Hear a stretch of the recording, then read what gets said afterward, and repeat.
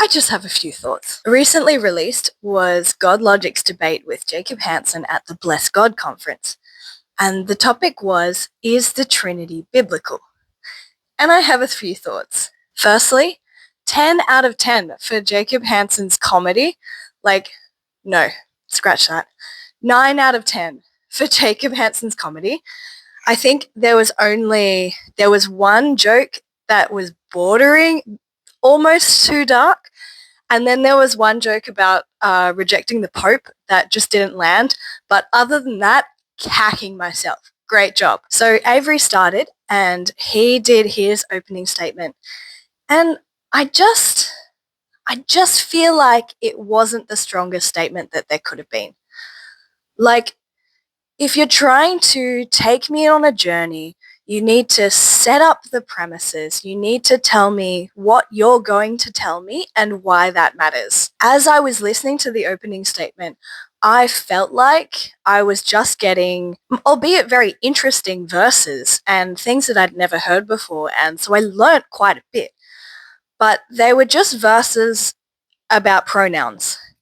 And I didn't really know where it was going or if there was going to be other points that were made. By itself, the pronouns thing isn't the strongest point that could have been made. Like, there's other things that could have been said, and sure, it would be part of a really strong case, but just by itself, I felt like there was something lacking. I feel like Jacob took a little bit of interpretive license when it came to the actual topic debate. Like, he was arguing more, is the Trinity true, rather than is the Trinity biblical? And so he took a very philosophical approach. He was arguing that the Trinity doesn't make any sense, the hypostatic union doesn't make any sense, but never actually, if the topic is the Trinity biblical, then it doesn't actually matter if it doesn't make any sense, if that's what the Bible teaches. That's a bit of a controversial thing to say. But in terms of the actual topic debate and arguing the point, whether it makes sense is actually irrelevant. And so he did a little bit when he was like, okay, I am interpreting, he didn't actually say this, and I kind of wish he did. I am interpreting the biblical data in this particular way. And this is something I wish Avery had said too, is that all we're trying to do is taking the biblical data and seeing what it is saying. It doesn't matter if it doesn't make sense. And ultimately, Avery let him drag him up this garden path of philosophy instead of staying on the actual debate topic, which was Bible.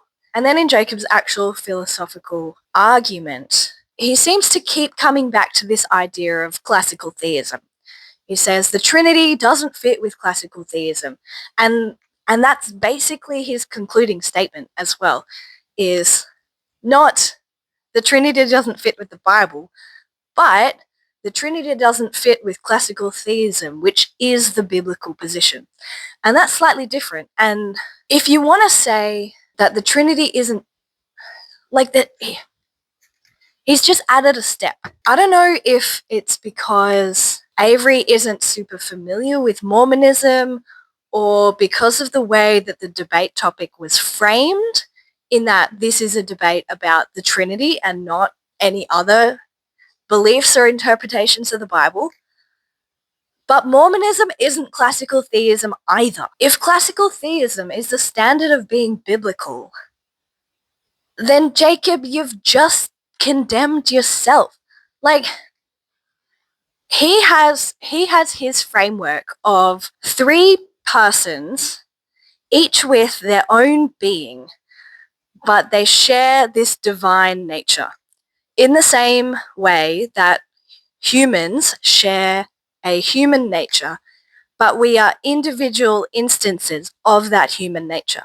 And so the persons of the Godhead are individual instances of the divine nature, and there's only three of them. But classical theism says that the divine nature is such that it is absolutely unique and singular, not composed of parts. Therefore, the divine nature is such that you cannot have multiple individual instances of it.